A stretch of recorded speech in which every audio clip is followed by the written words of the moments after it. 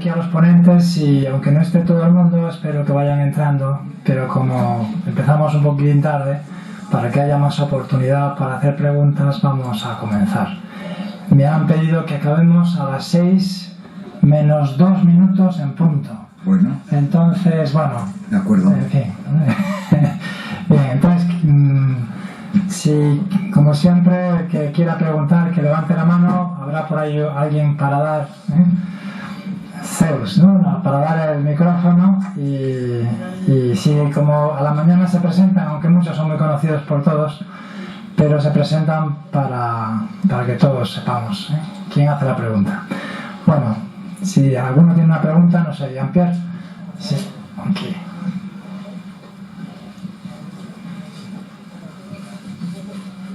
Soy Jean-Pierre, de Francia, canciller de la diócesis de Dax y delegado episcopal por expiación de mis pecados, para matrimonios y dispensas y todos los líos canónicos que inventan los párrocos.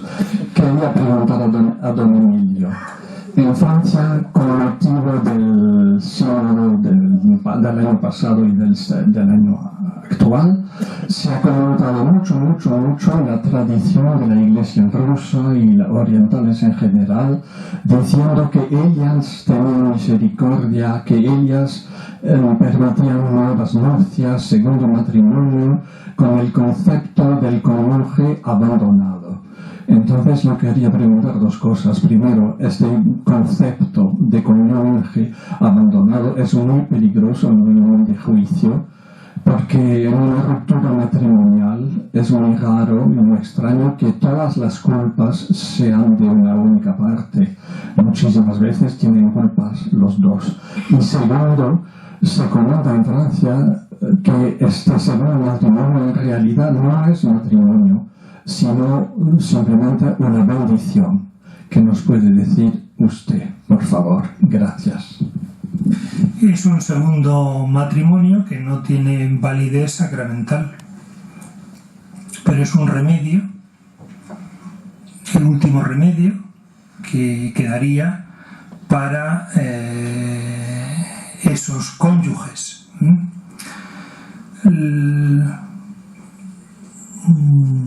La situación para pedir ese nuevo matrimonio, ese estado libre para contraer con otra persona, pues las situaciones son amplísimas.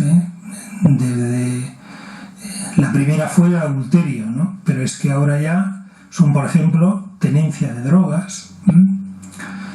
Claro, nos gustaría saber exactamente los motivos que la norma tiene para permitir lo que es sencillamente el divorcio. Pero eso no está claro. Y además aquí es muy importante entender que a esa situación se permite el divorcio en parte y en gran medida, porque queda a juicio del pastor. Claro, el juicio del pastor, ¿cuál es el límite? Pues, ¿por qué el límite está en el cuarto matrimonio? Yo he dicho que este es el límite.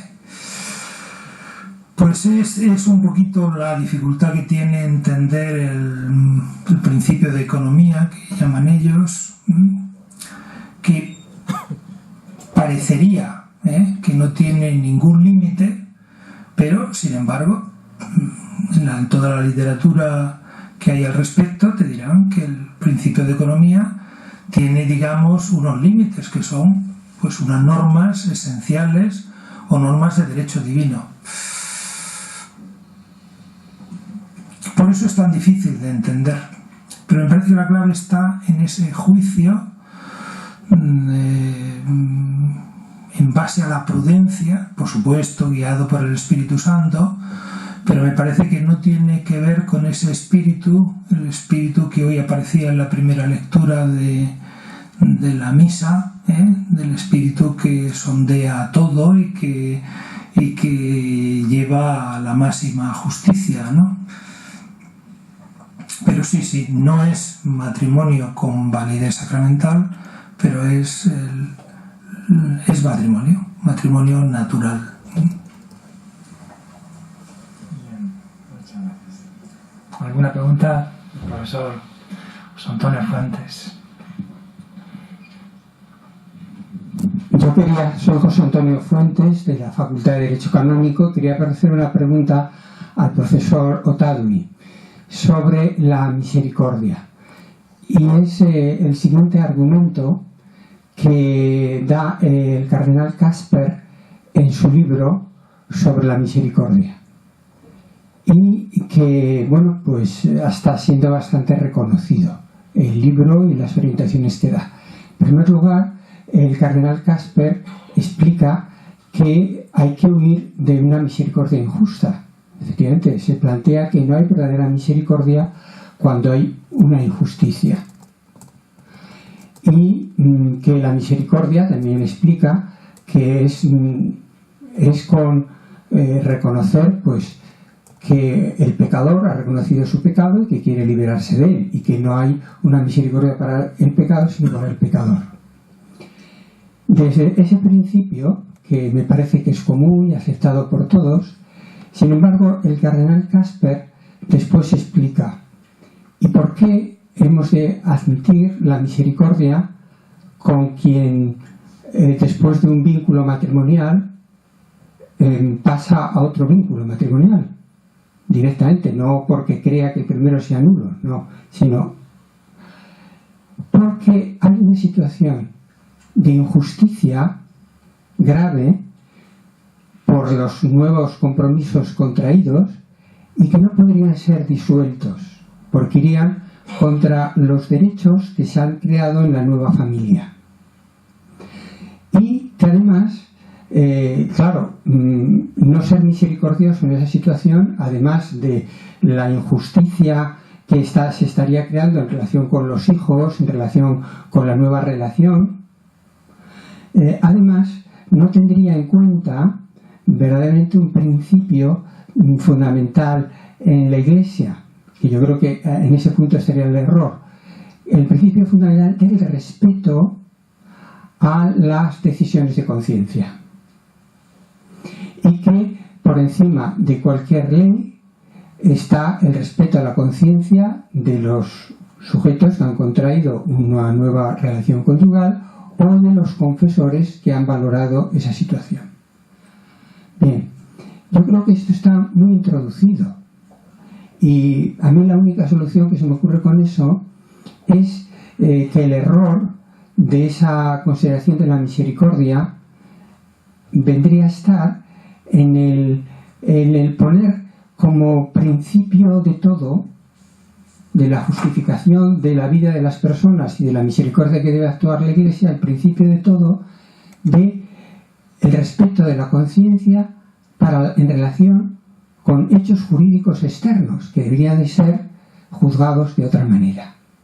No sé si he planteado la dificultad, y la solución que a mí se me ocurre es el error, que es un error que me parece que es protestante, ¿no? De poner por encima de las leyes externas o de cualquier ley la sola persona ante Cristo. Claro, evidentemente son dos posiciones distintas, ¿no? Una posición es la de la conciencia y otra posición es la del que tiene que valorar un hecho. Son dos posiciones distintas. Muchas veces se confunden, pero son dos posiciones distintas. Entonces no puede uno decir, es como si yo digo que en conciencia y además de verdad, pues robo en la casa de este. Quiere decir, o sea, que eso es evidente, que todo el mundo dirá, no puedes, porque estás afectando el derecho de un tercero, tal, en fin, no puedes intervenir en cuestiones que, hay terceros en juego y tú no estás tú solo, de acuerdo, Bueno, pues hay un tercero en juego, Esta es la idea, o sea, es que si no aceptamos eso, estamos perdidos, ¿no? O sea, la realidad es que hay un tercero en juego. El tercero en juego puede llamarse como se quiera, ¿no? En este caso podemos incluso decir que es el vínculo matrimonial en la medida en que no se entienda mal, porque a veces entendemos el vínculo matrimonial como una cadena, y es una relación de justicia, es un deberse, ¿no? Pero es un deberse que clama y que por tanto ahí está. Y entonces eso la Iglesia no puede decir, bueno, en justicia sí, pues tu conciencia sí, pero es que no está solo tu conciencia, en esta perspectiva, no está solo tu conciencia. O sea, es que tu conciencia puede decirte lo que quieras, pero el vínculo no es tu conciencia. O sea, la realidad de la unión de dos personas, ese deberse mutuo, no es tu conciencia. O sea, tu conciencia podrá decir lo que quiera, pero hay una cosa que trasciende tu conciencia. Entonces, en la medida en que no intentamos eso, estamos perdidos, ¿no? Para cualquier cosa, ¿no? Entonces, claro, que hay que respetar, claro que hay que respetar, pero ¿hasta qué punto? O sea, como decía muchas veces, bueno, yo se lo he oído decir a Alfonso Guerra, ¿no? Alfonso Guerra decía, la libertad de tu brazo termina, de tu mano termina donde comienza mi cara, ¿no? Es decir, efectivamente, o sea, es decir, la libertad de tu mano, tú tienes libertad, pero la libertad de tu mano termina donde empieza mi cara, Bueno, eso es obvio, eso todos lo sabemos, etcétera. Pero a veces, cuando se habla de cosas que afectan a la conciencia y no tienen una referencia inmediata en la vida social, como es el caso del vínculo, o sea, no se ve, vamos a decir, la cara se ve, la mano se ve, pero cuando no se ve, pues resulta que todo es conciencia, ¿no? Y no hay ninguna cuestión objetiva, ¿no?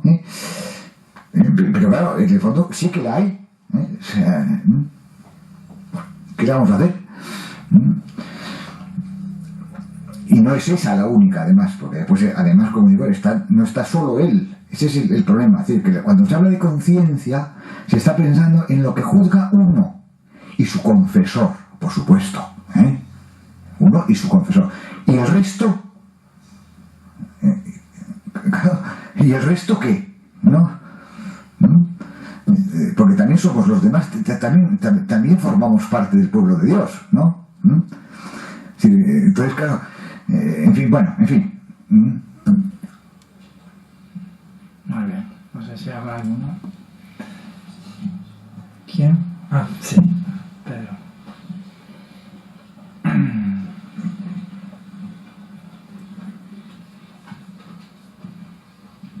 Bueno, yo pediría permiso, pregunto, porque en realidad tengo 3 preguntas breves, pero articuladas. Vamos a ver, yo me preguntaba en primer lugar a los 2 ponentes, especialmente a don Emilio, teniendo en cuenta el discurso de Juan Pablo II a la Rota Romana en el 2003, cuando nos dice que no hay 2 matrimonios, uno natural, otro sacramental, sino un solo matrimonio elevado a la dignidad sacramental, ¿cómo se puede justificar teológicamente y jurídicamente, en cuanto a las exigencias de justicia que eso lleva consigo, un matrimonio válido entre 2 bautizados que no sea sacramento, teniendo en cuenta la eficacia del ex opere operato y no de los opere operantis? Esa sería la primera pregunta. La segunda, relacionada con este tema de la praxis actual de las iglesias ortodoxas sobre la indisolubilidad del matrimonio, que se rompe con el adulterio, respondería más bien a una deficiente interpretación de estas excepciones de Mateo 5:32 del caso de la pornilla, o responde más bien a una cuestión de una excesiva vinculación de la Iglesia ortodoxa con el poder temporal. Esta sería la segunda.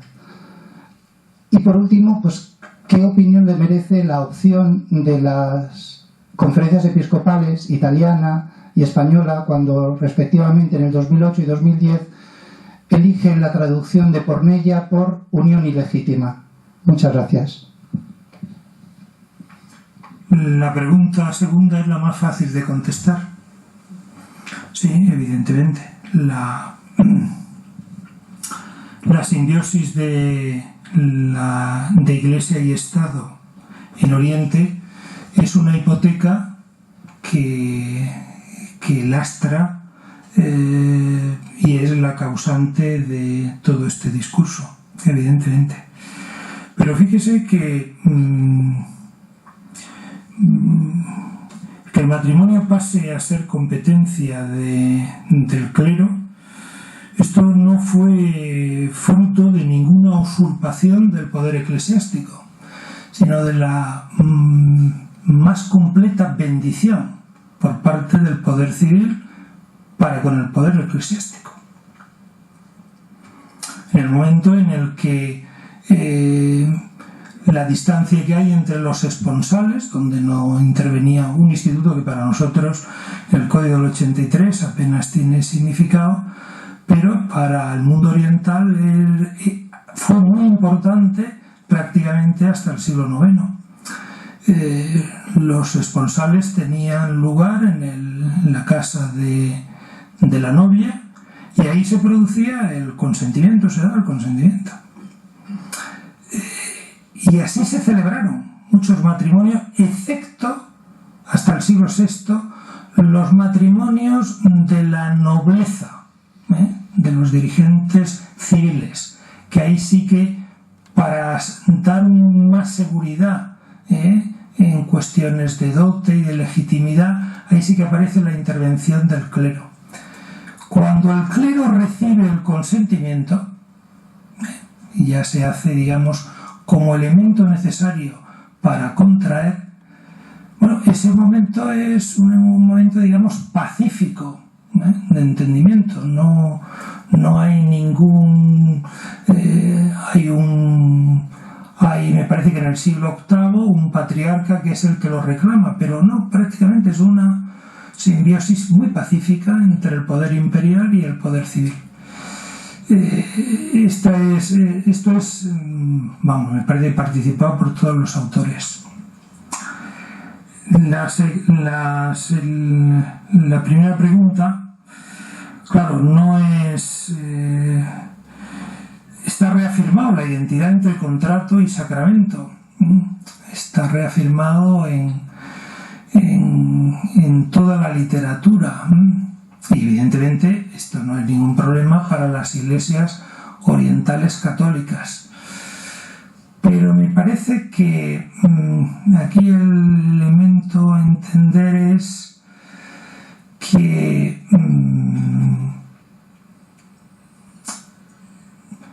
la dificultad que hay para explicar, la dificultad que tienen para explicar que la indisolubilidad es de derecho divino. Me parece que es eso. Punto central, así, dicho como tal. Porque es una norma esencial, pero no se termina de explicitar que es una norma de derecho divino como tal. Se marea, me parece, con otras expresiones, pero con esa explicitación no se tiene. Y luego sobre, en fin, la cláusula, la mal llamada cláusula divorcista, pues es que realmente la literatura al respecto es abundantísima, ¿no? O sea, pornella y me decía unión ilegítima, ¿no? Bueno, no sabría porque es una traducción que evidentemente nosotros la tenemos muy clara, pero y en ellos también, los padres me parece que son también muy claros, ¿no? Lo que pasa es que hay situaciones en las que no es fácil determinar el contexto histórico de la situación concreta del matrimonio, de abandono. No es fácil en estos momentos determinados. Y la prueba está en el conjunto de interpretaciones, no simplemente que se hacen desde el lado católico, sino también por parte de ellos, para explicar exactamente el supuesto. Eso es lo que me parece que yo tampoco puedo aportar ahí claridad, porque no es claro. Antonio Fuentes, otra vez. Sí. Yo voy a intervenir en relación con este último punto de no es claro, Por supuesto. señalando alguna cosa que sí ya es más reconocida, que es la siguiente. Entre los padres griegos, entre los escritos griegos, más que los padres, los escritos griegos anteriores al 350, no hay ningún problema. El primer problema empieza a aparecer en el lado latino y después del 380 así en el lado griego, en relación de la interpretación de Mateo 5 y Mateo 19. Es decir, que los primeros textos que se encuentran de dificultad son muy tardíos. Tanto es así que solo de manera muy tardía empiezan los griegos a tener dificultades en relación con los textos. Incluso San Basilio, o los escritores entre San Basilio y el siglo 8 y 9, cuando empiezan a hablar de la posibilidad de adulterio, es muy tardío y no presentan la dificultad escriturística, porque interpretan Mateo 5 a tenor de Mateo 19 y de los otros textos. Es decir, que históricamente es muy favorable a la consideración de que la ruta más tradicional y más conectada con los primeros siglos es la católica, y que además es la que ha aceptado la Iglesia Oriental Católica. Por supuesto. Y por eso también es muy interesante a la hora de ver esta, decir, bueno, ¿qué pasa con la misericordia de los griegos? Bueno, ¿qué pasa con la misericordia de los griegos y qué pasa con los orientales católicos? Hoy estamos a día 12, hoy es 13 o 12, hoy es San Josafat. Hoy San Josafat, que es nada más menos que hemos celebrado la misa de San Josafat. Yo no sé, ya no recuerdo si había celebrado ayer, hoy. San Josafat es el que, de los orientales que hay en el mundo, el 50% dependen de San Josafat, porque son los ucranianos, y que le costó el cuello y la vida. Es muy bueno que hoy lo consideremos y le encomendemos este problema, porque San Josafat pues fue defensor, y también en aquel momento ya de la realidad matrimonial, porque en aquel momento se habló también de la realidad matrimonial, que en aquel momento en San Josafat, que era de la iglesia de Ucrania, en Kiev, eran muy partidarios de la disciplina católica del matrimonio. Todos, San Josafat y los ortodoxos que le cortaron el cuello. Sin embargo, estaban de acuerdo en ese momento en el matrimonio. Eran amigos de Focio, y evidentemente San Josafat es patrono de la Comisión Católica y Ortodoxos. Se necesitan gente de... Perdón, he visto que llego a tiempo todavía de plantear una cosa a los dos. Me ha gustado mucho lo que ha dicho Javier Otadui, don Javier Otadui, el arranque de su ponencia, diciendo que aquí había un problema bastante de fondo, de mentalidad o de psicología popular o común, ¿no? De contraposición o digamos dialéctica entre justicia y misericordia, ¿no? Que estaba en la raíz y que luego ha desarrollado sobre todo derivando hacia la epiqueia, que no sé si es lo mismo, porque no sé si, aunque la misericordia haya tenido influencia, la doctrina evangélica sobre la misericordia en el derecho canónico, me parece que nunca ha llegado a ser la misericordia un concepto canónico expreso, ¿no? Ni sé si tiene que ver exactamente con la epiqueia. Y luego, pero la cuestión que a mí se me plantea es la siguiente, ¿no? Creo que ese binomio donde de verdad tiene ámbito y se plantea es en el binomio, en el ámbito de la pastoral.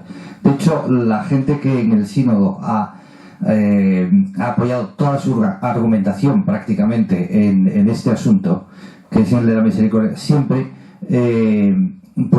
han hecho la salvedad de que se referían al ámbito pastoral, que no se tocaba la doctrina, empezando por el Papa y también muchos de los padres partidarios de eso.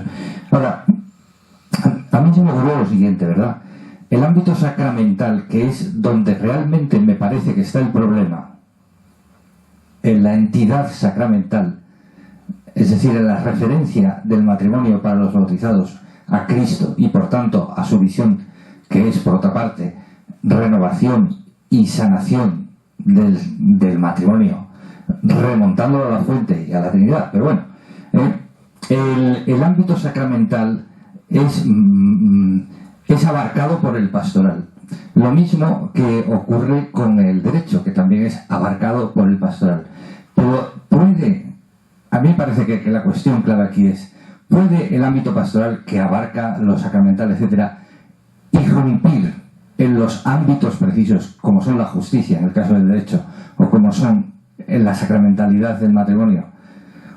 ¿Tiene la pastoral esa especie de primacía en la realidad teológica de la fe? Yo creo que ahí es donde está un poco el problema, en una especie de exaltación de la pastoral como si fuera la razón última de la fe y de la praxis, bueno, más que de la fe, de la vida eclesiástica y de la praxis cristiana, y de la relación entre la autoridad y los fieles a la hora de determinar lo que es legítimo o no en la vida del pueblo de Dios.